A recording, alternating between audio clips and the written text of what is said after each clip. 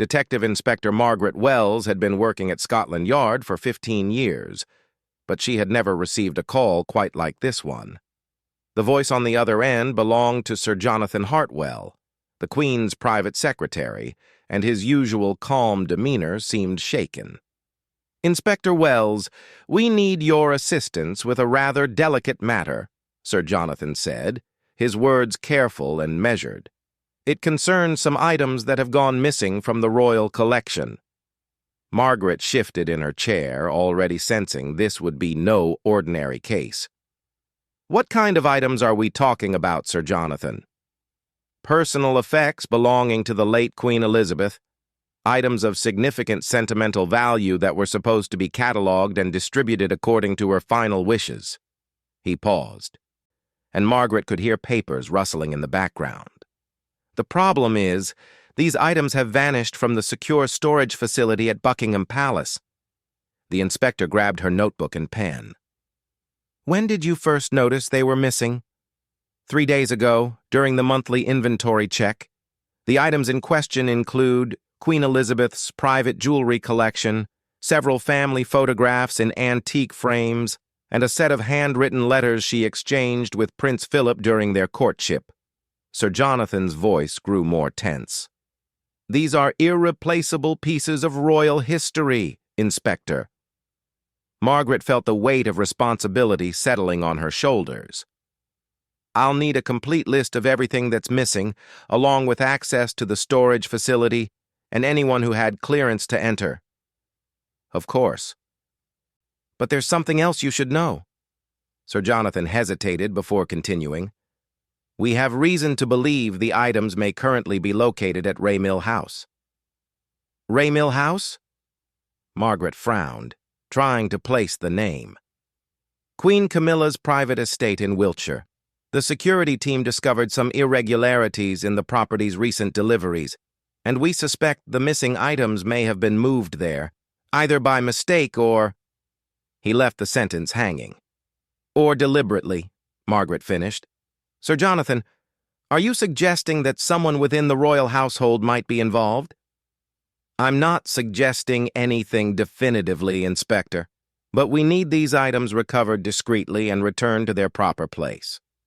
The royal family's reputation and the sanctity of Queen Elizabeth's final wishes depend on it." After ending the call, Margaret sat back in her chair, staring at the notes she'd scribbled. A case involving missing royal heirlooms, potential internal theft, and Queen Camilla's estate was unlike anything she'd handled before. The political implications alone were staggering. Her partner, Detective Sergeant James Murphy, knocked on her office door and entered without waiting for permission. "You look like someone just told you the crown jewels went missing." "Close enough," Margaret replied, showing him her notes. "We're heading to Buckingham Palace first thing tomorrow morning." The next morning, Margaret and James arrived at the palace gates at precisely 8 o'clock. The grandeur of the building never failed to impress visitors. But today, Margaret barely noticed the ornate architecture. Her mind was focused entirely on the task ahead. Sir Jonathan met them in the marble-floored entrance hall, looking every bit the distinguished royal secretary in his perfectly tailored suit. "Inspector Wells, Sergeant Murphy, thank you for coming so promptly." He led them through a series of corridors that seemed to stretch endlessly, past portraits of long-dead monarchs and glass cases displaying centuries of royal artifacts. Finally, they arrived at a nondescript door marked "Authorized Personnel Only." "This is our secure storage facility," Sir Jonathan explained, producing an electronic key card. "Only 12 people in the entire royal household have access to this room." The storage room was larger than Margaret had expected, with floor-to-ceiling shelves lined with labeled boxes and protective cases. Everything was meticulously organized, with computer terminals positioned at regular intervals for inventory tracking. "The missing items were stored in Section 7, Sir Jonathan said, leading them to a corner of the room where several empty spaces were clearly visible on the shelves. "As you can see, someone removed them quite recently. The dust patterns indicate the boxes were taken within the last 2 weeks." James examined the empty shelf space carefully. Any security cameras in here? Unfortunately, no. The room was considered secure enough with the access card system and the limited number of people authorized to enter. Sir Jonathan looked genuinely troubled by this oversight. In hindsight, that may have been a mistake. Margaret studied the list of missing items Sir Jonathan had provided. The jewelry collection alone was worth millions of pounds, but she understood that the sentimental value far exceeded the monetary worth. I'll need to interview everyone who has access to this room. I've arranged for you to meet with each person individually in the blue drawing room, Sir Jonathan replied. Shall we begin? The interviews took most of the morning. Margaret spoke with royal staff ranging from senior household managers to trusted valets, each person expressing shock and concern about the missing heirlooms. Most seemed genuinely surprised by the theft, but a few responses caught her attention. Charles Whitmore, the deputy keeper of the Privy Purse, seemed particularly nervous during his interview. He kept fidgeting with his cufflinks and avoided making direct eye contact with Margaret. Mr. Whitmore, when was the last time you accessed the storage facility? Margaret asked. About 2 weeks ago, I believe. I was retrieving some documents for the annual financial review. His voice was slightly shaky. I certainly didn't notice anything amiss at the time. Did you see anyone else in the storage room during your visit? No, I was alone. I'm always very careful about security protocols. He paused, then added, though I did notice that Thomas Becket was leaving the area as I arrived. Margaret made a note of this. Thomas Becket was head of household security, and his name had come up in several interviews. What was your impression of Mr. Becket that day? He seemed distracted, possibly stressed about something. But then again, his job involves considerable pressure. Whitmore shifted uncomfortably in his chair. Inspector, you don't really think someone from within the royal household could be responsible for this, do you? I'm keeping all possibilities open, Mr. Whitmore. That's the only way to conduct a proper investigation. When Margaret interviewed Thomas Becket himself, she found a man who was clearly under significant strain. His usually immaculate uniform looked slightly rumpled, and there were dark circles under his eyes. Mr. Becket, several people mentioned seeing you near the storage facility recently. Can you tell me about your visits there? It's part of my regular security rounds, he replied, his voice tense. I check all sensitive areas of the palace at least twice a week. It's my responsibility to ensure everything is secure. Have you noticed anything unusual in recent weeks? Anyone acting suspiciously or showing unusual interest in the storage room? Becket hesitated for a long moment. There have been some irregularities in the delivery schedules lately, items being moved without proper documentation. But I assumed it was related to the ongoing redistribution of Queen Elizabeth's possessions according to her will. What kind of irregularities? Unmarked vans arriving at unusual hours, boxes being loaded without the standard inventory procedures being followed. He looked directly at Margaret for the first time during the interview.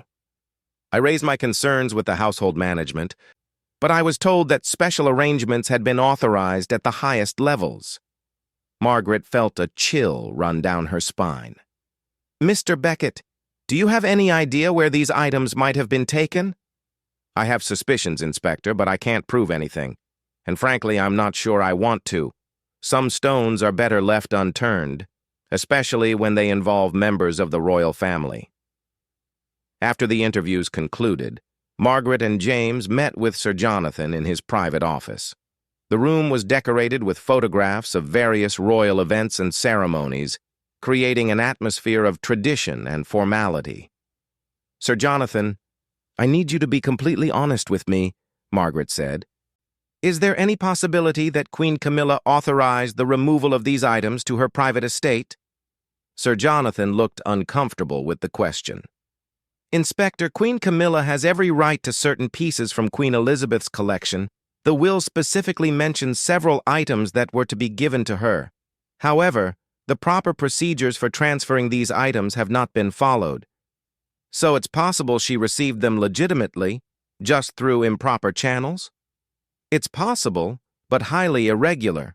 The royal family always follows established protocols for such matters. Any deviation from standard procedure would require written authorization and proper documentation. James leaned forward in his chair. What aren't you telling us, Sir Jonathan? There's something else going on here. Sir Jonathan was quiet for a long moment, clearly weighing his words carefully. There have been some tensions within the royal household recently. Disagreements about how Queen Elizabeth's possessions should be distributed and who should have access to certain items. Some people feel that the current process isn't being handled fairly. Are you saying there might be competing claims to these heirlooms? I'm saying that the situation is more complex than a simple theft case, Inspector. There are family dynamics and long-standing relationships involved that make this extremely delicate. Margaret realized they were dealing with something far more complicated than a straightforward burglary. The missing heirlooms were apparently at the center of a royal family dispute, with potentially serious political and personal consequences. Sir Jonathan, I need authorization to visit Raymill House and investigate whether the missing items are actually there. And I need that authorization to come from the very top of the royal hierarchy. I'll arrange for you to speak directly with King Charles's private secretary this afternoon, Sir Jonathan replied. But, Inspector, I must stress the importance of absolute discretion. If word of this investigation leaks to the media, it could cause irreparable damage to the royal family's reputation. As Margaret and James left Buckingham Palace that afternoon, both felt the enormous pressure of their assignment. They were not just investigating a theft. They were walking into the middle of a royal family conflict that could have far-reaching implications for the monarchy itself. What do you think, James? Margaret asked as they walked back to their car. I think we're about to discover that being a detective is a lot more complicated when your suspects live in palaces, James replied grimly. And I have a feeling this is just the beginning.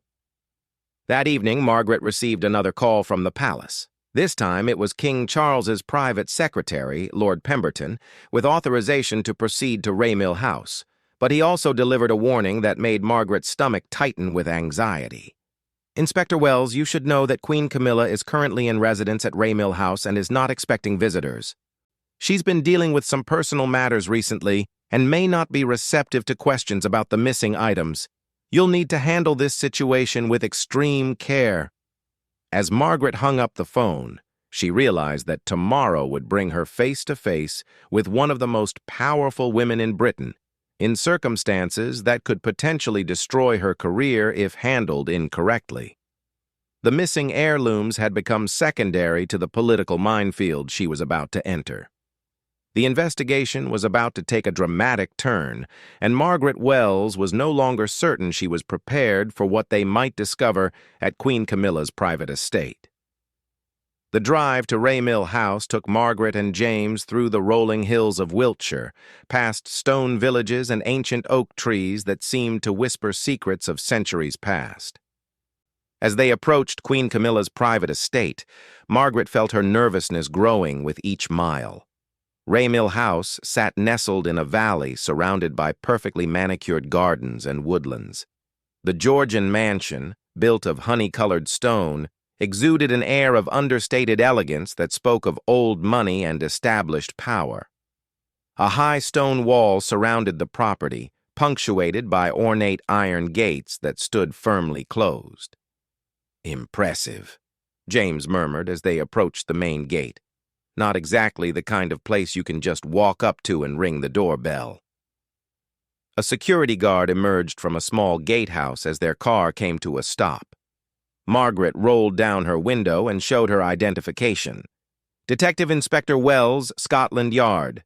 We have an appointment to speak with Queen Camilla regarding a palace matter. The guard examined their credentials carefully before disappearing back into the gatehouse to make a phone call. After several minutes, he returned with a troubled expression. I'm sorry, Inspector, but Her Majesty is not receiving visitors today. Perhaps you could arrange another time through the proper channels? Margaret had anticipated this response. She pulled out the official authorization letter from King Charles's private secretary. I'm afraid this matter can't wait. We have direct authorization from His Majesty to proceed with this investigation. The guard read the letter twice before reluctantly opening the gates. You'll need to follow the main drive to the house. Mrs. Henderson, the house manager, will meet you at the front entrance.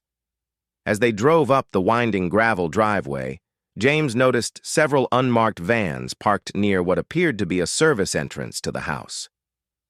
Those matched the description Thomas Becket gave us about the irregular deliveries at Buckingham Palace. Make a note of the license plates, Margaret replied, her detective instincts fully engaged. We might need to trace those vehicles later. Mrs. Henderson was waiting for them at the impressive front doors of the mansion. She was an elderly woman with silver hair pulled back in a neat bun, wearing a crisp black dress that suggested she took her position very seriously. Inspector Wells, I presume? She said with a polite but cool smile. I must say, your visit has caused quite a stir in the household. Her Majesty was not expecting to meet with police officers today.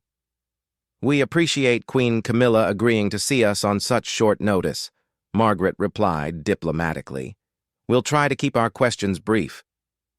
I'm afraid there's been a misunderstanding, Mrs. Henderson said, her smile becoming even more strained. Her Majesty has not agreed to see you. She's asked me to handle any inquiries on her behalf. Margaret felt a flash of irritation, but kept her voice professional. Mrs. Henderson, I have direct authorization from King Charles to investigate this matter. We need to speak with Queen Camilla personally. Perhaps we could start with a tour of the house, James suggested, recognizing that they needed to gain access to the property first, even if they couldn't immediately speak with Queen Camilla. We're trying to locate some missing items from Buckingham Palace that may have been delivered here by mistake. Mrs. Henderson's expression became even more guarded. What sort of items? Personal effects belonging to the late Queen Elizabeth, Margaret explained. Jewelry, photographs, and some letters. They disappeared from the palace storage facility, and we have reason to believe they may have ended up here. That's quite impossible, Mrs. Henderson said quickly. All deliveries to this house are carefully logged and accounted for. I personally oversee every item that enters this property. Then you won't mind if we take a look at your delivery logs? Margaret asked. Mrs. Henderson hesitated for just a moment too long. I'll need to check with Her Majesty first. Please wait here. She disappeared into the house, leaving Margaret and James standing in the grand entrance hall. The space was decorated with portraits and antique furniture that spoke of centuries of wealth and privilege, but Margaret noticed something odd about the arrangement. James, look at that side table near the window, she whispered. See those rectangular marks in the dust? It looks like several items were recently removed.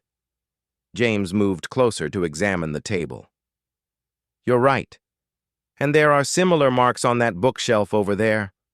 Someone's been rearranging things in a hurry.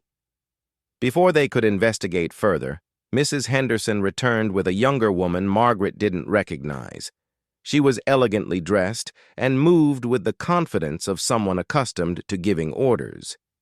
Inspector Wells, this is Lady Patricia Worthington, Queen Camilla's private secretary, Mrs. Henderson announced. She'll be handling your inquiries.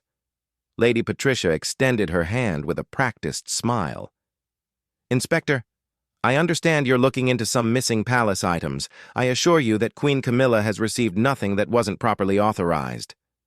Lady Patricia, we'd like to examine the recent delivery logs and speak with anyone who handled incoming packages over the past few weeks, Margaret said. That might be difficult to arrange immediately. Many of our staff members are off duty today, and our records are stored in various locations throughout the house. Lady Patricia's tone remained pleasant, but Margaret detected an underlying tension. Perhaps you could return next week with a more specific list of what you're looking for? I'm afraid we need to proceed with our investigation today, Margaret replied firmly. We have authorization to search the premises if necessary. The atmosphere in the room suddenly became much more tense. Mrs. Henderson and Lady Patricia exchanged glances, and Margaret could sense they were silently communicating about how to handle this unwelcome development. "Very well," Lady Patricia said after a moment. "I'll show you to the morning room where you can wait while I retrieve the delivery logs. But I must insist that you don't wander through the house unescorted." She led them to a beautifully appointed room overlooking the gardens. Sunlight streamed through tall windows, illuminating silk wallpaper and antique furniture that probably cost more than most people earned in a year. "Please make yourselves comfortable," Lady Patricia said. "I'll return shortly with the information you need." As soon as she left, Margaret turned to James. "They're stalling, and they're nervous about something. Should we wait here like good little detectives, or should we do some investigating of our own?" Margaret considered their options. They had legal authorization to be here, but antagonizing Queen Camilla by ignoring her staff's requests could have serious consequences for their careers. On the other hand, the missing heirlooms were potentially worth millions of pounds, and every hour that passed made recovery less likely. "Let's give them 10 minutes, she decided. "If they don't return with those logs, we start looking around on our own." While they waited, Margaret noticed a peculiar detail. On a small writing desk near the window, there was an antique letter opener that looked remarkably similar to one she'd seen in photographs of Queen Elizabeth's private collection. The handle was made of carved ivory with gold inlay, and the blade bore the royal coat of arms. "James, take a photo of that letter opener, but be discreet about it," she whispered. Before James could respond, they heard voices in the corridor outside. One voice belonged to Lady Patricia, but the other was unfamiliar, a man with a working-class accent who sounded agitated. "I told you this was a bad idea from the start," the man was saying. "Now we've got police crawling all over the place asking questions we can't answer." "Keep your voice down, Eddie," Lady Patricia replied sharply, "and remember who you're talking to. This situation is under control." "Under control? There are 2 detectives sitting in your morning room right now, and they're not going to give up easily. What happens when they start looking in the right places?" Margaret and James moved closer to the door, straining to hear the conversation. "The items are secure," Lady Patricia said. "They won't find anything unless someone tells them where to look, and that's not going to happen. Is it, Eddie?" "I don't know, Lady Patricia. This is bigger than we thought it would be. Maybe we should just put everything back and pretend this never happened." "It's too late for that now. Her Majesty has made her decision and we're going to support her. The items rightfully belong here anyway, regardless of what some dusty old will says." Margaret felt her pulse quicken. They were definitely talking about the missing heirlooms, and it sounded like Queen Camilla was directly involved in their disappearance. The voices moved away from the door, leaving Margaret and James alone with this shocking revelation. They looked at each other, both understanding the implications of what they'd just overheard. "We need to find those items," Margaret whispered, "and we need to do it before they can be moved again." "But where do we start looking? This house must have dozens of rooms." Before Margaret could answer, the door opened and Lady Patricia returned, carrying a leather-bound ledger. Her pleasant smile was back in place, but Margaret noticed a slight tension around her eyes. "Here are our delivery logs for the past month," Lady Patricia said, setting the book on the table between them. "I think you'll find everything in order." Margaret opened the ledger and began scanning the entries. Everything looked perfectly normal. Grocery deliveries, flower arrangements, packages from various London shops. But something about the handwriting bothered her. "Lady Patricia, who maintains these logs?" "Mrs. Henderson personally records all deliveries. She's been doing so for over 20 years. Margaret flipped back through several pages, comparing the handwriting. After about a week's worth of entries, the handwriting style changed subtly. The letters were formed slightly differently, and the ink was a different shade of blue. "These entries from last week. They weren't written by the same person as the earlier ones. Lady Patricia's composure slipped for just a moment. I wouldn't know about that, Inspector. Perhaps Mrs. Henderson had someone else help with the record-keeping while she was attending to other duties. I'd like to speak with Mrs. Henderson about that, Margaret said. I'm afraid she's gone to the village on an errand.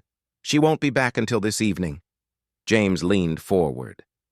Lady Patricia, we overheard part of your conversation in the hallway.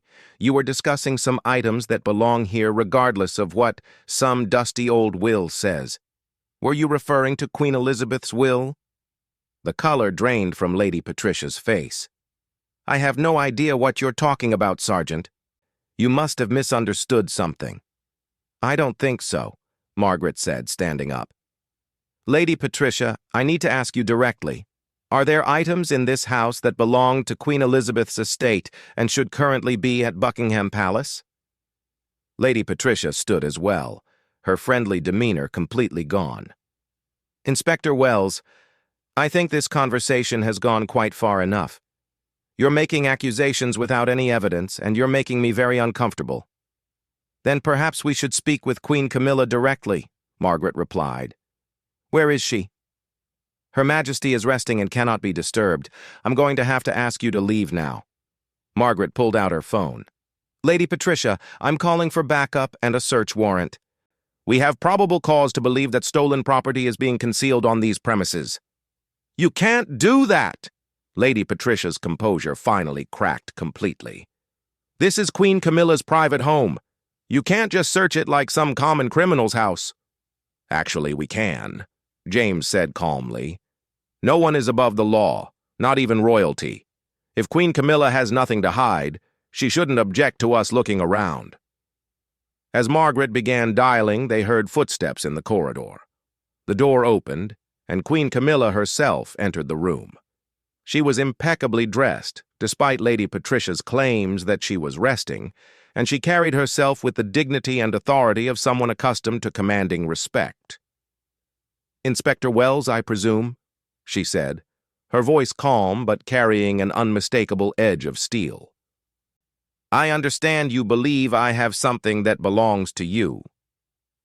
Margaret felt the full weight of the moment. She was face to face with one of the most powerful women in Britain in circumstances that could define the rest of her career. But the missing heirlooms and the truth behind their disappearance were more important than her personal comfort. Your Majesty, we're investigating the disappearance of certain items from Buckingham Palace, items that belong to Queen Elizabeth and were supposed to be distributed according to her will. Queen Camilla moved to the center of the room, and Margaret noticed that despite her calm exterior, there was something defensive in her posture. Inspector, I think there's been a significant misunderstanding about this entire situation, Queen Camilla said. Perhaps it's time we discuss this matter properly. Queen Camilla gestured for everyone to sit down, but the gesture felt more like a royal command than a polite invitation. Margaret and James remained standing, understanding instinctively that this conversation would determine the outcome of their entire investigation. Your Majesty, with all due respect, this isn't a misunderstanding, Margaret said carefully. We have evidence that items belonging to Queen Elizabeth's estate have been removed from Buckingham Palace without proper authorization and brought here. Queen Camilla's eyes flashed with something between anger and pain. Inspector Wells, you're standing in my private home making accusations about my relationship with my late mother-in-law's possessions. Do you have any idea how inappropriate that is? We're simply trying to locate missing property and return it to its rightful place, James interjected. If the items are here legitimately, then documenting that fact should resolve everything. Legitimately? Queen Camilla's voice rose slightly. Young man, I was married to Elizabeth's son for nearly 20 years. I shared holidays, family celebrations, and private moments with that woman. She gave me many gifts over the years, and she made promises about what would happen to certain items after her death. Margaret felt they were getting closer to the truth.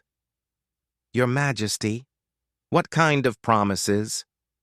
Queen Camilla walked to the window, looking out at her gardens as if gathering strength from the familiar view.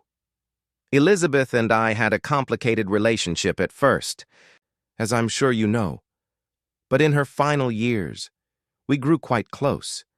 She understood that I loved Charles deeply and that I was committed to supporting the monarchy. She turned back to face them, and Margaret could see genuine emotion in her expression. There were items in her private collection that she specifically told me would come to me after her death, not through the formal will process, but as personal gifts between women who had found a way to care for each other despite difficult circumstances. What kind of items? Margaret asked. Jewelry that she said reminded her of me. Photographs of family moments that we shared together. Letters that Charles had written to her about our relationship, explaining why he loved me and asking for her acceptance. Queen Camilla's voice became softer, more vulnerable. These weren't valuable heirlooms destined for museums, Inspector. They were personal mementos of a relationship that took years to build. Lady Patricia stepped forward. Inspector, perhaps I should explain what actually happened. Queen Camilla nodded for her to continue. After Queen Elizabeth's death, the official inventory process began at Buckingham Palace, but some of the items that Her Majesty had been promised privately were being included in the general estate catalogue. When she tried to claim them through proper channels, she was told they would need to go through the formal distribution process, which could take months or even years. So you took matters into your own hands? James asked. We retrieved items that already belonged to Queen Camilla morally, if not legally, Lady Patricia replied defensively. She had every right to those pieces. Margaret felt a mixture of sympathy and frustration. Your Majesty, I understand that this situation is emotionally difficult, but the proper procedures exist for good reasons. Even if Queen Elizabeth made verbal promises, they need to be documented and verified. Inspector, do you have any idea what it's like to be the second wife of the future king? Queen Camilla's composure finally cracked, and years of pent-up emotion poured out. Do you know what it feels like to know that half the country blames you for the breakdown of Charles's first marriage? To spend decades trying to prove that you're worthy of acceptance? She walked back to her chair and sat down heavily. Elizabeth's acceptance of me was the most important thing in my life, aside from Charles himself. When she gave me those items, she was telling me that I belonged in this family, that I had earned my place. Margaret sat down across from Queen Camilla, recognizing that this conversation had moved beyond a simple theft investigation. Your Majesty, help me understand exactly what was taken and why. Queen Camilla looked at Lady Patricia, who nodded encouragingly. There were 12 pieces in total, Queen Camilla began. A sapphire brooch that Elizabeth said matched my eyes. A pearl necklace that she wore to Charles's christening and wanted me to have for sentimental reasons. Several photographs of family gatherings where we were pictured together, smiling and clearly comfortable with each other. She paused, gathering herself before continuing. And there was a small jewelry box that contained letters. Not just letters from Charles to Elizabeth about me, but also a few notes that Elizabeth had written to me over the years. Private thoughts about our relationship and her hopes for my role in the family. These items are currently here in the house? Margaret asked. Yes, in my private study upstairs. I've been looking at them every day, remembering the conversations Elizabeth and I had about each piece. Queen Camilla's voice became barely a whisper. Inspector, these items are all I have left of the acceptance and love that took us so many years to build. James cleared his throat gently. Your Majesty, the problem is that regardless of Queen Elizabeth's private promises, these items are part of her official estate. They need to be properly documented and distributed according to legal procedures. But what if those procedures ignore her real wishes? Queen Camilla asked, looking directly at James. What if the lawyers and bureaucrats decide that sentimental value doesn't matter, and these pieces should go to museums or distant relatives who never shared a single conversation with Elizabeth? Margaret realized they had reached the heart of the matter. This wasn't really about theft or even about valuable heirlooms. It was about a woman's desperate need to hold on to proof that she had finally been accepted by the family she had married into. "Your Majesty, there might be a way to resolve this that honors both Queen Elizabeth's wishes and the legal requirements," Margaret said carefully. "What do you mean?" "If you have letters from Queen Elizabeth that document her intentions regarding these items, they could be submitted as evidence of her true wishes. The estate executors would need to consider that evidence when making distribution decisions." Queen Camilla looked hopeful for the first time since their conversation began. "You think the letters might be enough to prove that she really intended for me to have these things?" "I think they would carry significant weight, especially if they're in Queen Elizabeth's handwriting and clearly express her intentions." Lady Patricia looked worried. "But that would mean admitting that we took the items without authorization in the first place." Margaret nodded. "Yes, it would. Your Majesty, I need you to understand that what happened here was technically theft, regardless of your moral justification. There will need to be consequences for that." "What kind of consequences?" Queen Camilla asked, her voice tense. "That depends on several factors. Your cooperation in returning the items, the documentation you can provide about Queen Elizabeth's wishes, and your willingness to work within the legal system to resolve this properly."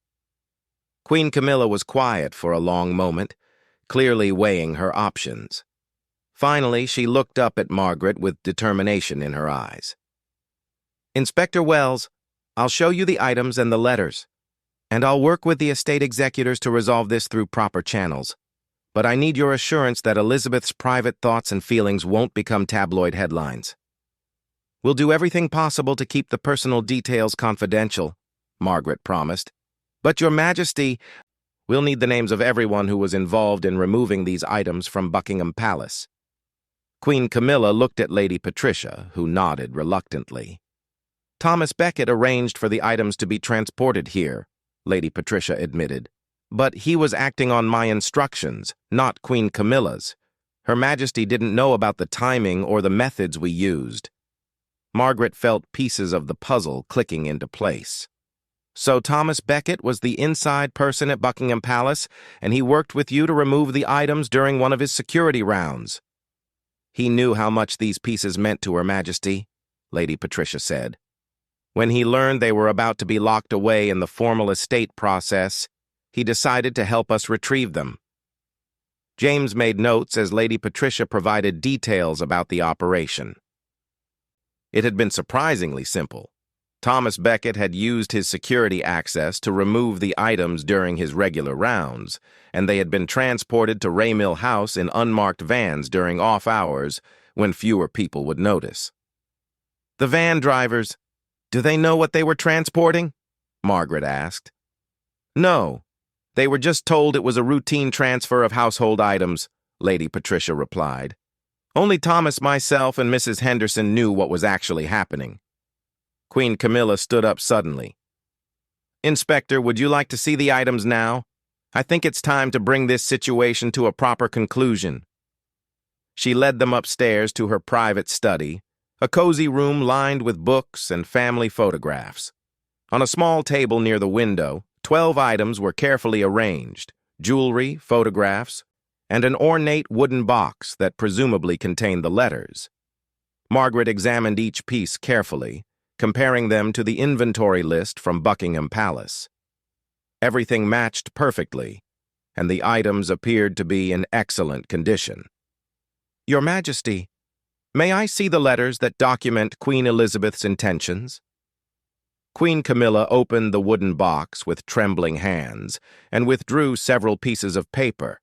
The handwriting was clearly Queen Elizabeth's, and the contents were exactly as Queen Camilla had described: personal notes expressing her wishes about specific items and her feelings about Queen Camilla's place in the family. One letter in particular caught Margaret's attention. It was dated just 3 months before Queen Elizabeth's death and explicitly mentioned several of the missing items by name, along with Queen Elizabeth's desire for Queen Camilla to have them as tokens of the love and respect that has grown between us over these many years. This letter alone would probably be enough to support your claim, Margaret told Queen Camilla. Why didn't you present it to the estate executors in the first place?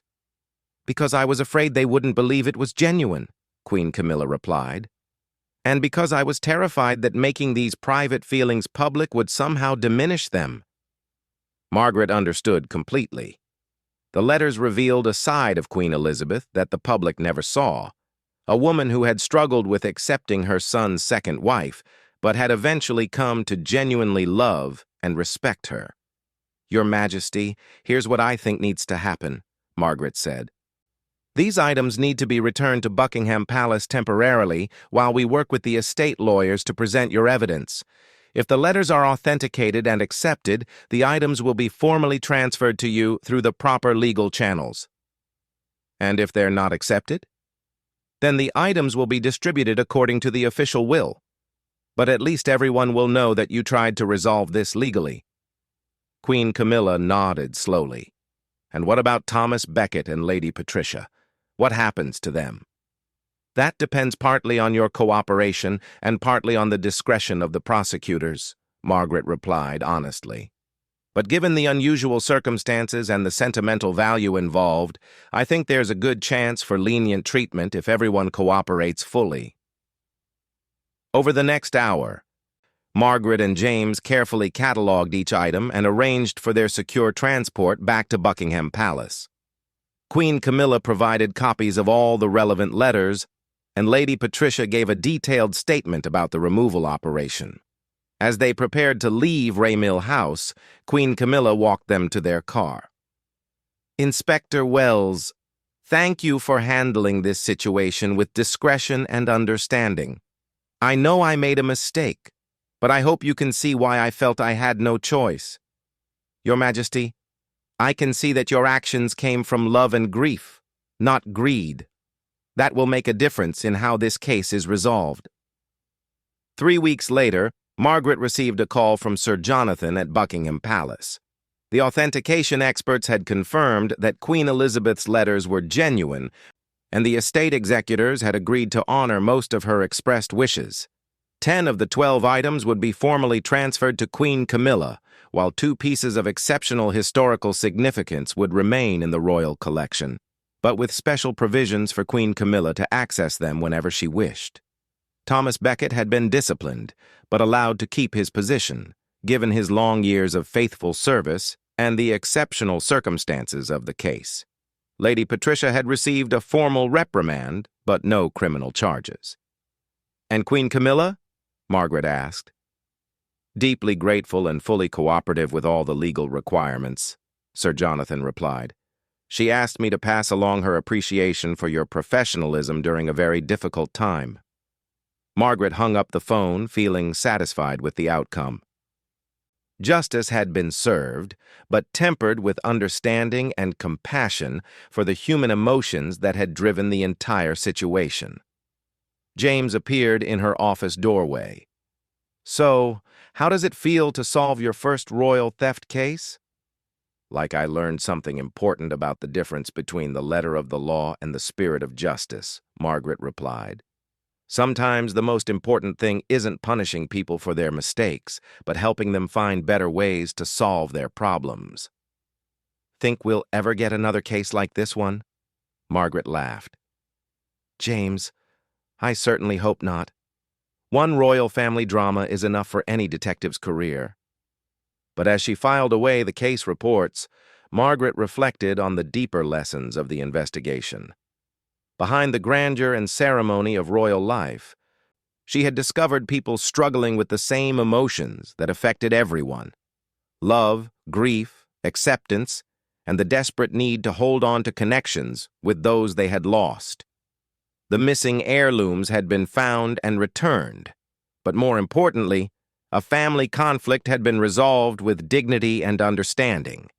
Queen Camilla had learned that even royalty must follow proper procedures, but she had also gained official recognition of Queen Elizabeth's true feelings toward her. In the end, Margaret realized the most valuable thing recovered in this case wasn't jewelry or photographs, but the knowledge that love and acceptance, once given, could survive even the most complicated legal and family disputes. The case of the missing royal heirlooms had become something much more significant, a story about the power of understanding, forgiveness, and finding ways to honor both the law and the human heart.